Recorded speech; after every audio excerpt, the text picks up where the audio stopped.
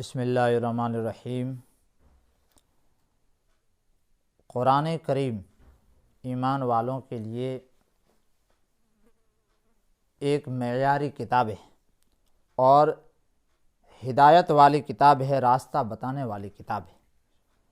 قرآن کریم کو جس نے بھی سینے سے لگایا، اللہ تبارک و تعالیٰ نے ان کو عزتوں سے نوازا ہے، چاہے کسی کو یہ بات سمجھ میں آئے یا نہ آئے۔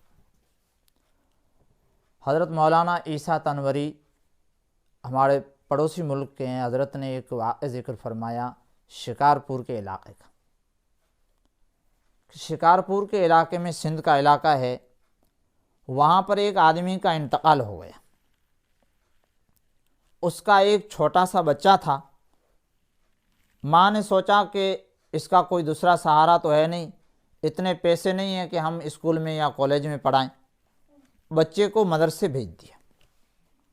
قریب میں ایک مدرسہ تھا، بچہ روزانہ جاتا تھا اور واپس آ جاتا تھا۔ اس بچے کا جو چچا تھا اس کی نیت خراب ہو گئی۔ اس نے سوچا کہ اگر اس بچے کو میں ختم کر دوں گا تو اس کی ملکیت کا میں مالک بن جاؤں گا، اور اس کی جو والدہ ہے اس سے میں نکاح کر لوں گا۔ اب جس راستے سے بچہ مدرسے جایا کرتا تھا اور آیا کرتا تھا، اس راستے کے درمیان میں ایک اینٹوں کا بھٹا پڑتا تھا، اینٹیں جو بنائی جاتی ہے اس کا بھٹا تھا۔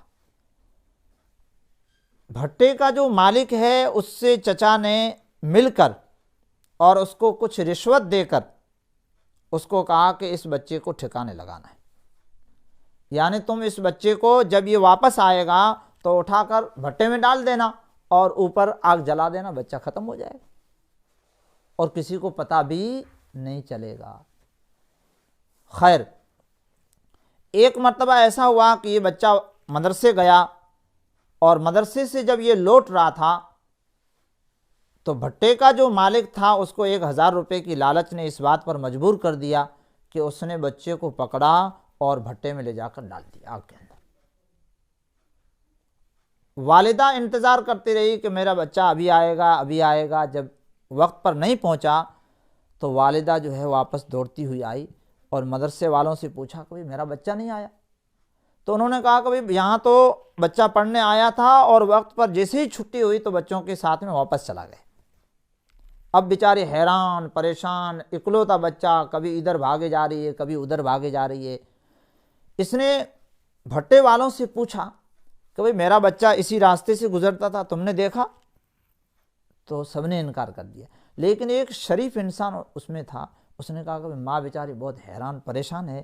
اس نے کہا کہ یہ بھٹے کا جو مالک ہے، اس بچے کا جو چچا ہے وہ آیا تھا، اس نے اس کو رشوت دی اور ان لوگوں نے پکڑ کر بچے کو بھٹے میں ڈال دیا۔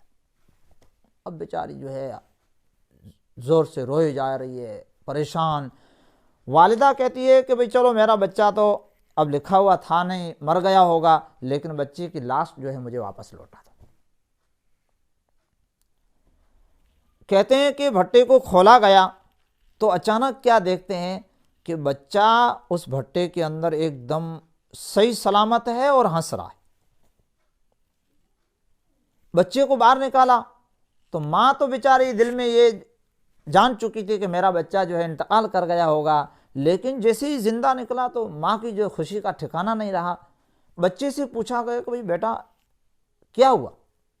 اتنی ساری جو ہے آگ جل رہی تھی اور اوپر جو ہے بھٹے کے اوپر جو ہے آگ جلائی گئی، لیکن تم صحیح سلامت بیٹھے رہے۔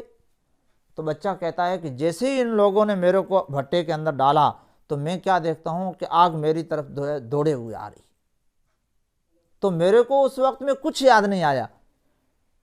آج کا جو سبق میں نے استاد سے پڑھا تھا وہ سبق مجھے یاد آیا اور میری زبان پر جاری ہو گیا، اور وہ سبق تھا سورہ فاتحہ، الحمدللہ رب العالمین۔ میں نے جیسے پوری سورت پڑھی، اللہ تبارک و تعالیٰ نے میرے لیے یہ انتظام کیا کہ آگ کو دور فرما دیا۔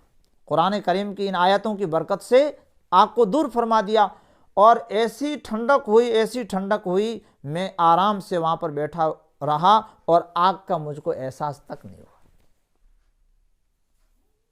میرے عزیز بھائیو، اللہ تبارک و تعالیٰ نے قرآن کریم کے اندر وہ تاثیر رکھی ہے کہ آگ کو بھی وہ بجھا سکتا ہے۔ اگر آج ہم اپنی زندگی کے مسائل میں اگر پریشان ہے تو قرآن کریم ہماری زندگی کے مسائل کا حل ہے۔ شرط یہ ہے کہ ہم قرآن کریم پر عمل کریں اور قرآن کریم کو سینے سے لگائیں۔ اللہ تعالی ہمیں قرآن کریم سے محبت کرنے کی توفیق عطا فرمائے۔